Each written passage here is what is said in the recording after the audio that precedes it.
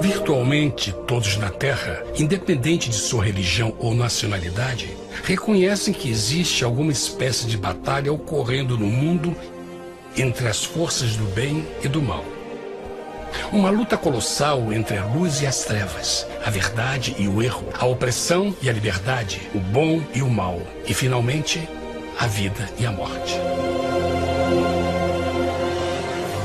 Qual é a história por trás deste evidente paradoxo?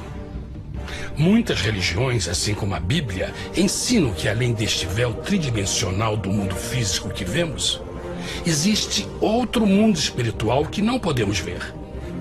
Nesta realidade invisível ao nosso redor, se desencadeia uma batalha titânica entre o herói supremo e justo contra o vilão mais cruel e maligno.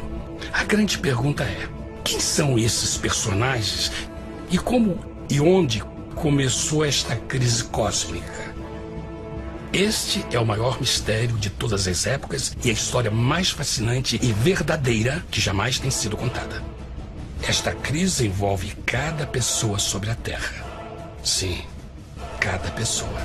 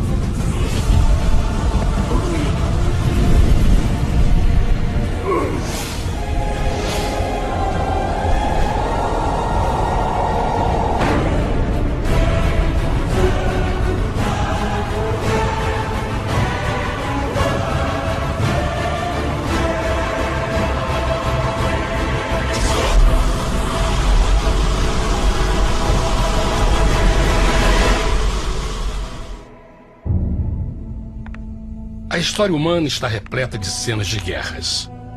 E todas as pessoas já experimentaram conflitos. Mas para entender a origem do mal, devemos viajar ao passado para a Primeira Guerra do Universo. Porque esta guerra não aconteceu na Terra. Antes que o nosso mundo existisse, houve uma guerra no céu. Mesmo as palavras guerra no céu soam como uma contradição. É quase inimaginável para nós que pudesse haver batalhas e conflitos entre as criações de Deus no paraíso. O que pode ter causado este conflito celestial? Graças a um livro antigo chamado Bíblia, temos detalhes suficientes para poder juntar as peças e desatar os nós. Mesmo que trágica, é uma extraordinária e bela história de amor que vai desde o princípio dos tempos até tocar pessoalmente a você, a mim e a cada indivíduo na Terra. Nossa história começa há muito tempo atrás na capital do universo. Em um lugar chamado Céu, que estava repleto de seres angelicais que amavam fazer a vontade de Deus.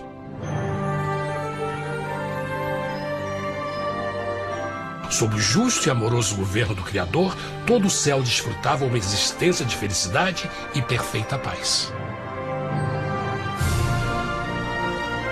O príncipe supremo do paraíso e comandante dos anjos era o poderoso e amoroso Filho de Deus, mais conhecido com o nome que adotou quando veio à Terra, Jesus.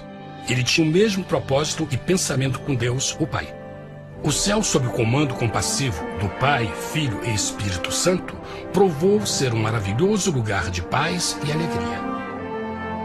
Para realizar as ordens de Deus, a Trindade estava rodeada de um oceano virtual de inumeráveis espíritos ministradores chamados serafins e querubins, mais conhecidos como anjos. Essas poderosas e inteligentes criaturas descobriram que a felicidade estava em cumprir as ordens do Todo-Poderoso. Mas Deus criou um extraordinário anjo para atuar como líder de toda a multidão celestial. A Bíblia nos diz que seu nome era Lúcifer, que significa portador da luz. Este querubim foi o maior ser criado por Deus e assumia a posição mais próxima do trono de Deus, estando diretamente sob a autoridade de Jesus. A tarefa de Lúcifer era difundir a luz e o conhecimento da vontade de Deus a todos os outros anjos. Lúcifer foi o mais esplêndido ser criado por Deus. Era extremamente bonito e dotado de enormes poderes de liderança e organização. Entre os anjos, ele foi muito admirado, respeitado e amado como amigo. Mesmo assim, Deus previu o mal que Lúcifer estava a ponto de introduzir no reino da luz. Cheio de sabedoria e formosura, de todas as pedras preciosas te cobrias. Tu eras o querubim, ungido para cobrir, e te estabeleci. No monte santo de Deus estavas. No meio das pedras afogueadas andavas. Perfeito eras nos teus caminhos, desde o dia em que foste criado, até que se achou iniquidade em ti. Quando Lúcifer percebeu a sua beleza e poder, seu coração pouco a pouco começou a mudar. Permitiu que seu enfoque se afastasse de Deus e direcionou seu amor para si mesmo. Talvez nunca saberemos completamente como e porquê estas sementes de rebelião germinaram em seu coração. Mas o profeta Isaías nos dá uma visão do pensamento de Lúcifer. Como caíste desde o céu, ó estrela da manhã, filha da alva! Como foste cortado por terra, tu que debilitavas as nações! E tu dizias no teu coração: eu subirei ao céu, acima das estrelas de Deus exaltarei o meu trono. Subirei sobre as alturas das nuvens e serei semelhante ao Altíssimo. Lúcifer, aos poucos, começou a cobiçar o poder de Deus, mas não sua personalidade. Ao pensar em suas próprias habilidades e belezas extraordinárias, os perversos tentáculos do orgulho e vaidade congelaram sua mente. Este ressentimento e inveja fizeram com que ele violasse a lei sagrada de Deus e se rebelasse contra seu governo. Precisamos fazer uma pausa e esclarecer algo. Desde o princípio, Deus ordenou que as leis da física governassem o mundo material em que vivemos. Sem essas leis naturais, o universo seria um caos. Do mesmo modo, as leis morais de Deus sempre têm dado segurança e estabilidade ao cosmos. Alguns pensam que os 10 mandamentos não existiram, até que o Senhor os entregou a Moisés no Monte Sinai. Mas as Escrituras nos ensinam que os princípios das leis de Deus sempre existiram por toda a eternidade, pois são a base fundamental de seu reino de amor. Seguros todos os seus mandamentos, permanecem firmes para todo sempre e são feitos em verdade e retidão. Os 10 mandamentos são um resumo das características de um Deus de amor. Os primeiros 4 mandamentos descrevem quem é Deus, seu poder, seu território e autoridade. Os últimos 6 descrevem como é Deus, sua honestidade, sua pureza, sua fé. Todas estas coisas sempre foram verdade e sempre serão verdade. Agora, pela primeira vez na história da eternidade, Lúcifer começou a violar estes princípios perfeitos. Lúcifer sabia que se fosse compartilhar o poder e status de Deus, necessitaria de apoio. E deu início ao trabalho. Começou sorrateiramente a circular entre os outros anjos, plantando sementes de dúvida e descontentamento a respeito da liderança de Deus, ao mesmo tempo em que, sutilmente, revelava suas próprias virtudes. Ele insinuou que Deus abusava de seu poder divino e suas leis restringiam a verdadeira liberdade e felicidade de suas criaturas. Com seu raciocínio audaz e poder de influência, Lúcifer pôde persuadir a um grande número de anjos a se unirem para seu motim. Talvez se perguntem, como tantos anjos inteligentes puderam seguir esse desertor? Bom, lembrem que até esse ponto nenhum anjo tinha escutado uma mentira. E nesse primeiro estágio da rebelião, os anjos não perceberam a obsessão de Lúcifer em assumir a posição de Deus. Não sabiam que finalmente ele planejaria a tortura e o assassinato do Filho de Deus na cruz com a intenção de ocupar o seu trono. Estranhamente, Lúcifer pensou que poderia ocultar seus verdadeiros propósitos de Deus. Ai dos que querem esconder profundamente o seu propósito do Senhor e fazem as suas obras às escuras e dizem: quem nos vê e quem nos conhece? Não pense nem por um momento que a rebelião de Lúcifer surpreendeu Deus e o pegou desprevenido. O Senhor sabe de todas as coisas e os pensamentos de suas criaturas. Ele entendia exatamente o que estava se passando pela mente de Lúcifer. E piedosamente Deus advertiu o desgarrado anjo do perigo. Mas no final, o orgulho e a vaidade não permitiram que Lúcifer se arrependesse. Então, iniciou a rebelião total contra Deus em vez da humilde obediência. Alguns podem perguntar: isso significa que Deus criou um anjo defeituoso? Não, mas ele criou Lúcifer com livre-arbítrio. Verão que o livre-arbítrio é uma coisa maravilhosa, mas também muito perigosa, incluindo o risco de uma rebelião e a possibilidade de que o amor de Deus seja rejeitado. Vejam que o amor real não pode vir de uma criatura pré-programada e não pode ser forçado, deve ser voluntariamente dado. Por exemplo, mesmo que seja bonito este cachorro robô, na verdade, nunca poderá amar-me. Posso fazer que pareça que me ame, mas só estará seguindo instruções pré-programadas. Não tem opção. Por outro lado, este pequenino está realmente feliz em ver-me. Ele decidiu dar-me seu afeto. E com o tempo, nossa relação se fará mais forte, enquanto eu ame e cuide bem dele. Do mesmo modo, um Deus de amor só quer amor verdadeiro de suas criaturas. E para que isso aconteça, elas precisam ter o livre-arbítrio. A rebelião de Lúcifer é a maior evidência de que ele tinha esta liberdade. Agora, a grande pergunta é: como Deus enfrentaria esta crise? Como lidaria com Lúcifer e com os milhões de anjos que se uniram nessa rebelião? Muitos questionam por que Deus não acabou imediatamente com a rebelião. Afinal, ele poderia facilmente vaporizar Lúcifer com um raio. Mas isto teria solucionado o problema? Não, pelo contrário. Isso só teria intensificado as dúvidas e suspeitas que Lúcifer havia plantado na mente dos anjos. Lembrem que Lúcifer sabia, como ninguém mais, da engrenagem interna do governo de Deus. Sua destruição seria vista como parte de uma grande armação. E a razão que o motivou a servir Deus teria sido o medo da represália e não o amor. O Senhor sabia, na sua sabedoria, que a melhor forma de enfrentar a crise era permitindo que tudo seguisse o seu curso. Esta seria a única forma de se assegurar que o mal não se ergueria outra vez.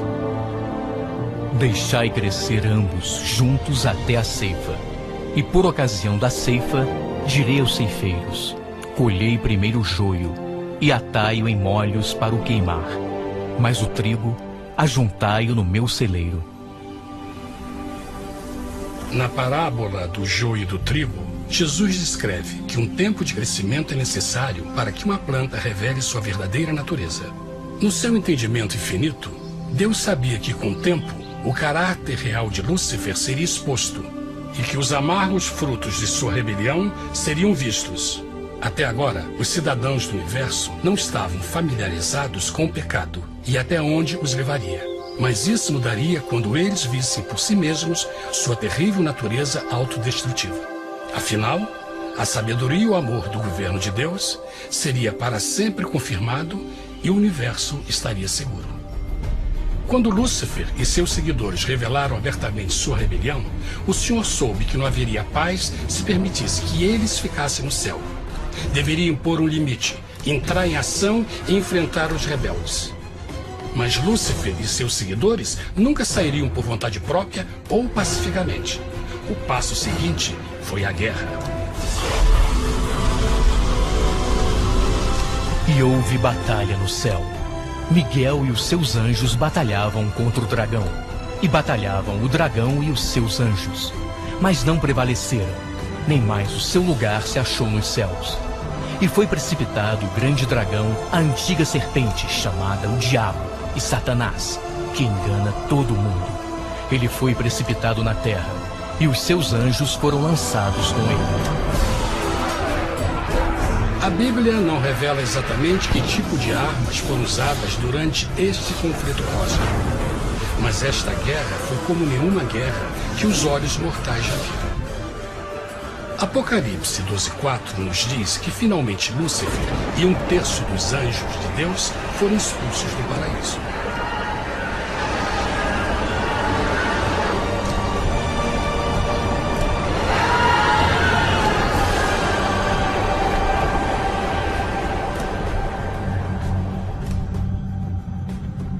Mas e agora? Lúcifer tinha milhões de anjos ao seu lado, mas precisava de um pedaço de chão para continuar sua rebelião. Rápido, muito rápido, o universo começou a entender o quão doloroso e caro o pecado poderia chegar a ser. Mas a guerra não tinha terminado, apenas começava. Lúcifer, o portador da luz, agora virou Satanás, o adversário.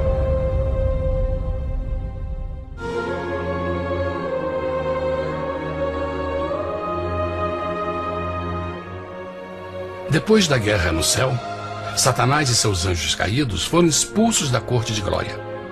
Por um tempo, o diabo e seus demônios vagaram pelo universo buscando inutilmente mundos que se compadeceram e se uniram à sua rebelião. Enquanto isto, o coração de Deus sentia intensamente o vazio que deixou a perda de Lúcifer e seus anjos. Então o Pai, o Filho e o Espírito Santo retomaram seu trabalho favorito, o maravilhoso trabalho da criação. Decidiram fazer um mundo novo, pleno, com muita variedade e diversas criaturas de amor. Este novo mundo seria único, porque as criaturas principais seriam feitas à imagem de Deus. Para eles, o Senhor também daria o domínio deste planeta novo, que conhecemos como Terra. No princípio, Deus criou a terra. E viu Deus tudo quanto tinha feito, e eis que era muito bom. Que imagem maravilhosa! Deus forma um novo mundo, nosso planeta, Terra. E em cada maravilhoso dia da criação, algo novo e espetacular começa a fazer parte da cena. Por exemplo, no terceiro dia, Deus falou e uma linda e exuberante vegetação fez parte da existência. Plantas de todas as cores, formas e tamanhos. No quinto dia, o mundo estava repleto de espantosas e exóticas criaturas, que podiam tanto se elevar aos céus como deslizar pelas águas azuis. E outras podiam fazer as duas coisas. No sexto dia, houve a introdução de um grande número de animais terrestres.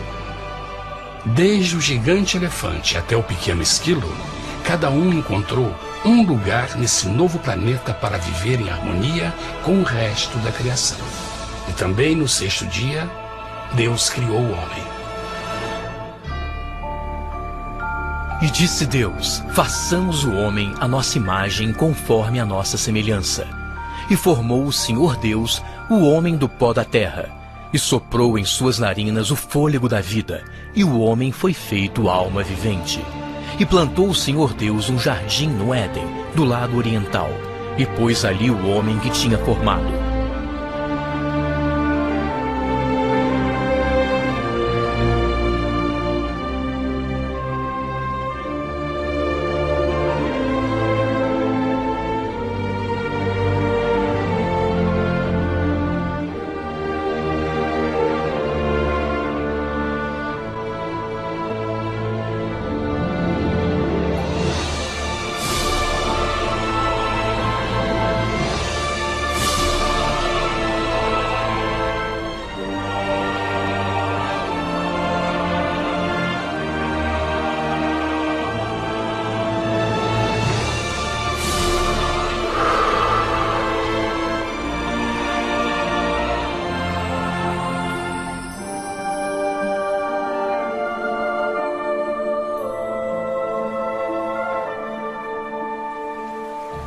Mas que grande honra ser criado à semelhança de Deus, ser um indivíduo com liberdade de pensamento. No princípio, o homem não percebia a sua nudez. Provavelmente porque antes do pecado ele estava vestido de glória e luz.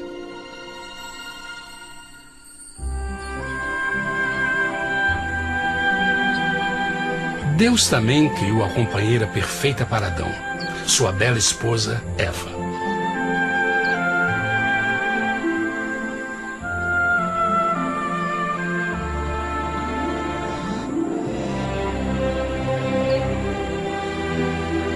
O feliz casal foi colocado em um magnífico jardim perfeitamente projetado para aumentar sua felicidade. Para Adão e Eva e as outras criaturas da terra, também foi dado o privilégio divino de procriar a sua própria imagem. A intenção de Deus foi que a raça humana tivesse domínio sobre este paraíso perfeito para sempre. Eternamente felizes e saudáveis, trabalhariam com a flora do jardim de Deus, enquanto desfrutariam o afeto e companhia de todas as criaturas sob seus cuidados. O ambiente que nossos primeiros antepassados experimentaram foi muito diferente do mundo de hoje. As rosas não tinham espinhos, os insetos não mordiam nem picavam, e os leões e as ovelhas brincavam juntos. Mas a grande bênção era os humanos viverem em perfeita harmonia com seu Criador. A cada 7 dias, Adão e Eva descansavam de seu prazeroso trabalho e gozavam de uma comunhão com a visita de seu Criador. Era um mundo esplêndido e maravilhoso. E esse estado de felicidade teria continuado eternamente se nossos primeiros parentes tivessem mostrado fidelidade com uma simples prova. Mas da árvore do conhecimento do bem e do mal, dela não comerás, porque no dia em que dela comeres, certamente morrerás. Visto que o adversário havia contaminado o universo com sua rebelião, o Senhor viu a necessidade de uma simples prova de amor e lealdade. Lembrem que os anjos bons acabaram de ver 1/3 de seus amigos serem expulsos do céu durante a guerra. Como estariam seguros de que esses novos humanos não se uniriam a Lúcifer e causariam problemas? Então o Senhor plantou uma árvore no jardim, uma árvore cujo fruto não deveria ser comido sob pena de morte. Ao passar por esta simples prova de obediência, Adão e Eva mostrariam a lealdade para com Deus e a fé em sua palavra. Ainda mais, era uma prova de amor. Por isso, Jesus disse em João 14, se me amais, guardais meus mandamentos. Mas alguém mais soube desta prova de fé e estava determinado a usá-la em seu favor. Satanás estava com inveja dos humanos que desfrutavam da bendita vida que ele perdeu. Sua feliz existência estava em total contraste com a sua, que agora estava cheia de culpa, pecado e miséria. Com ressentimento e raiva, não estava disposto a deixar o casal em paz, pois o pecado sempre buscará arrastar a outros consigo.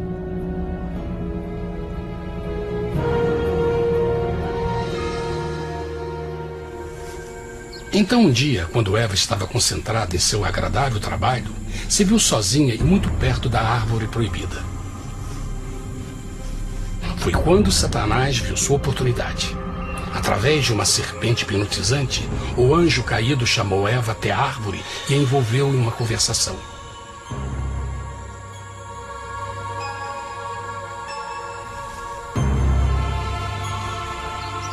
Suas palavras encantadoras foram cuidadosamente calculadas para gerar desconfiança a Deus.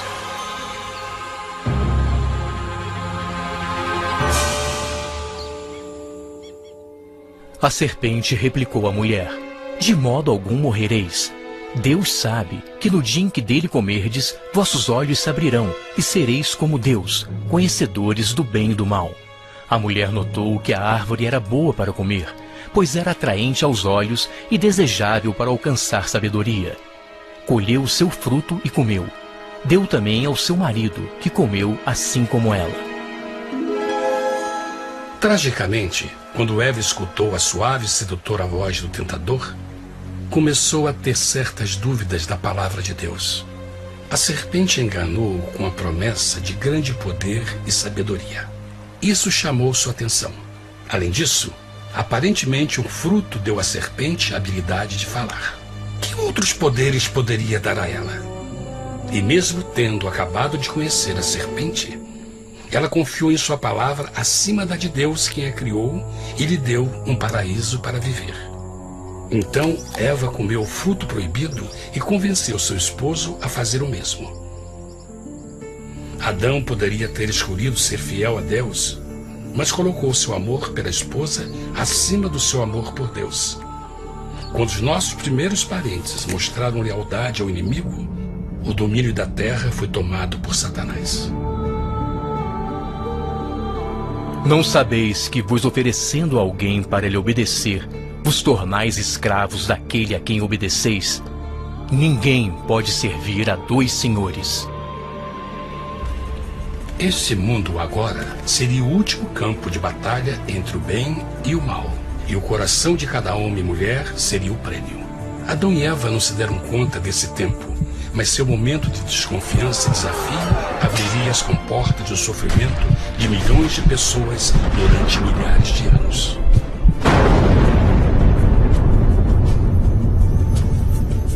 Portanto, como o pecado entrou no mundo por um homem, e por ele a morte, e assim a morte transmitiu-se a todos os homens naquele em quem todos pecaram. Nossos primeiros parentes logo enfrentaram o terrível resultado de seu pecado. Em estado santo, Adão e Eva resplandeciam com túnicas de glória. Depois de pecarem, suas túnicas naturais de luz se desfizeram e eles ficaram mortificados com a sensação de sua nudez.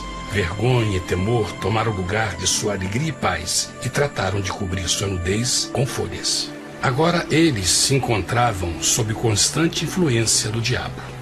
Ao ceder à tentação, debilitaram sua natureza. E Satanás ganhou poder sobre a humanidade. As pessoas não podiam resistir às tentações do diabo com sua própria força. Por último, e o mais aterrador, se encontravam vivendo sob a pena de morte iminente. Deus havia advertido que a desobediência traria a morte. Já tinha experimentado a morte espiritual. Quanto tempo passaria para sofrerem a morte física também? Nesse ponto, seu futuro não tinha nada mais que escuridão e desespero. Tendo expulsado o homem, colocou diante do jardim do Éden os querubins com o cintilar da espada flamejante, para guardar o caminho da árvore da vida. Como o pecado provocou a expulsão dos anjos caídos de seu lar celestial, agora pela desobediência, Adão e Eva foram tirados de seu jardim, seu lar no paraíso. Tudo à sua volta estava mudando rapidamente, e a humanidade se encontrou suscetível às dores, doenças e finalmente à morte. Até os animais e plantas estavam infectados pela terrível maldição. Os espinhos e cardos agora pareciam árvores e flores, e os animais que antes eram gentis começaram a se matar e a devorar uns aos outros. O pior resultado foi que o pecado separou a humanidade de Deus.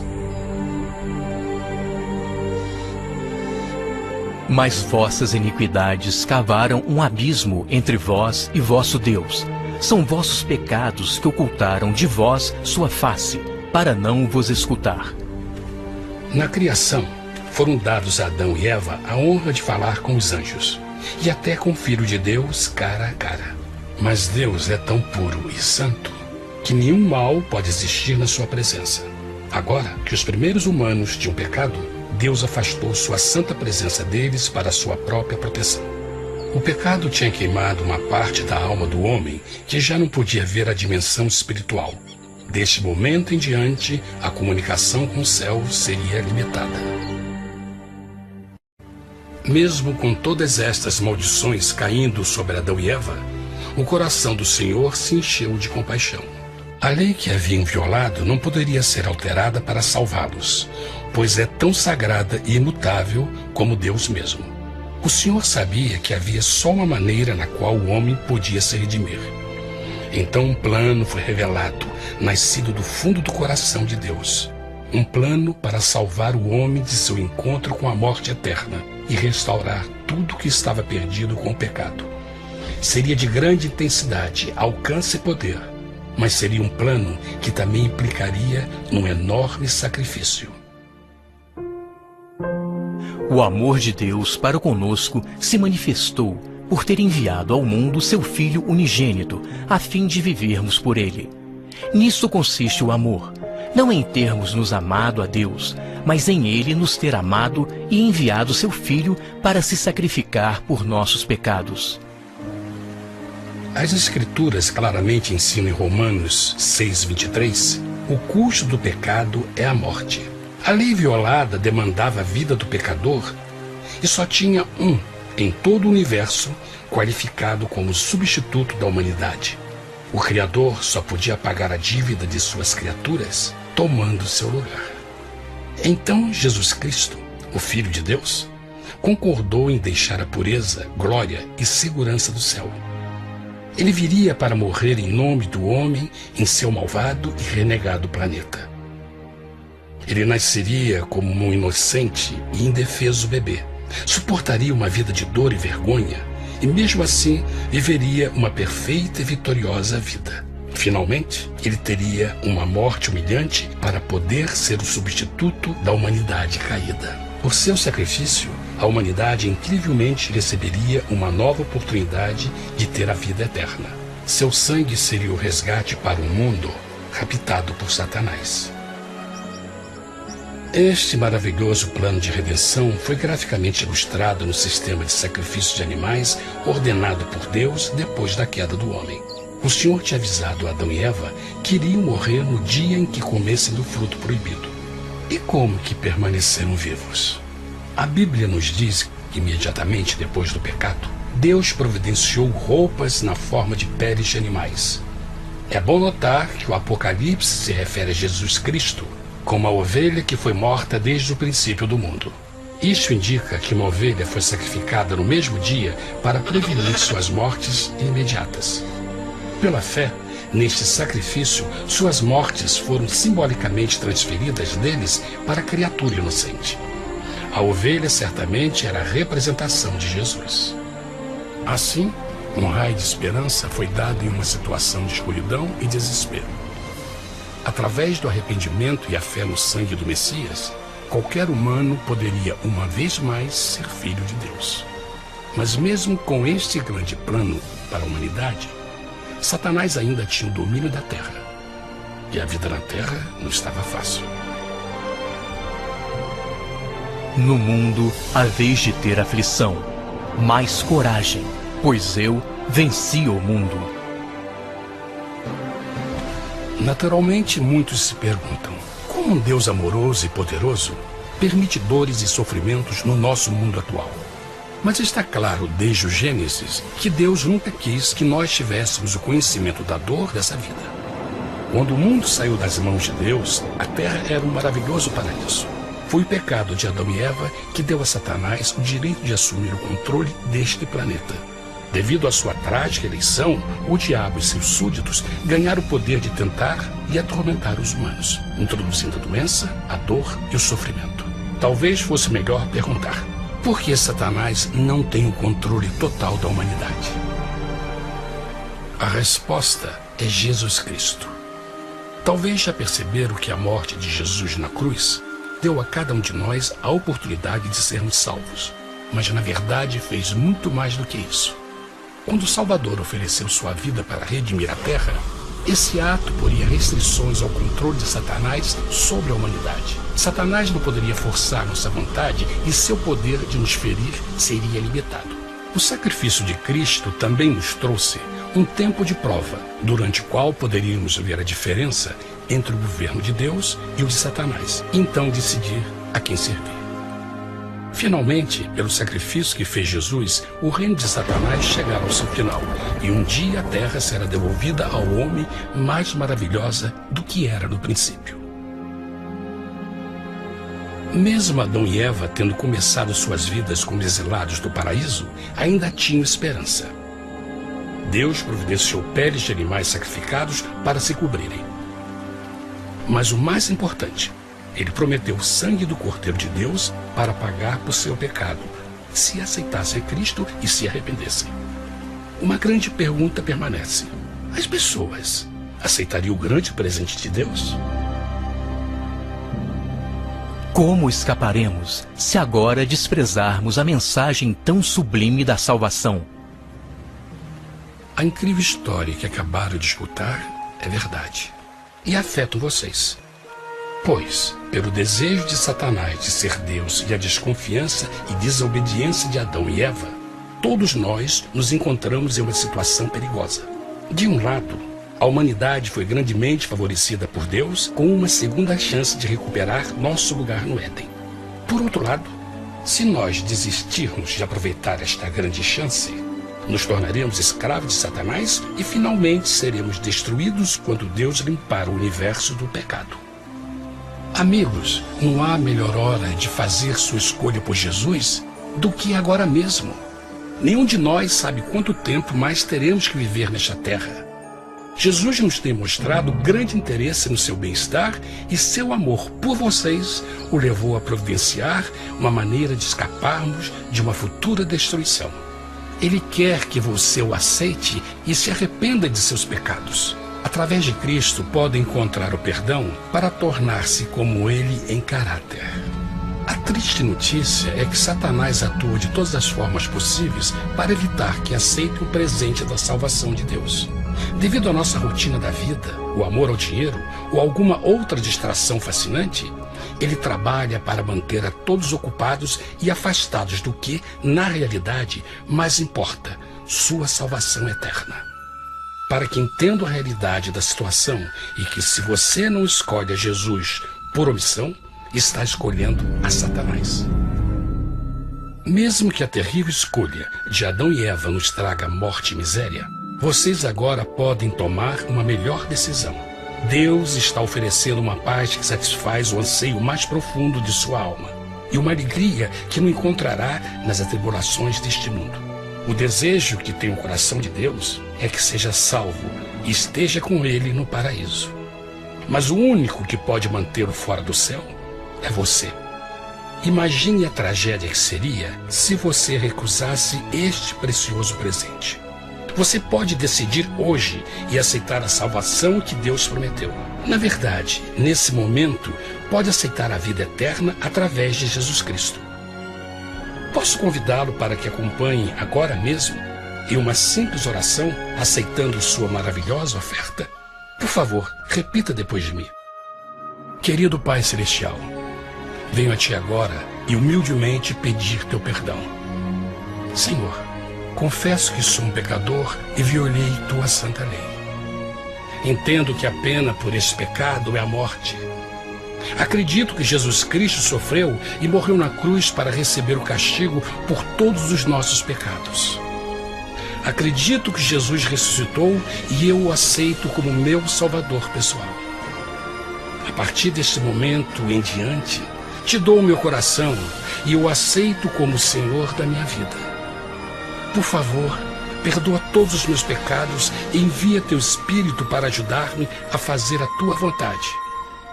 Te agradeço por Teu grande amor e aceito Teu presente da vida eterna. E eu oro tudo isso em nome de Jesus. Amém.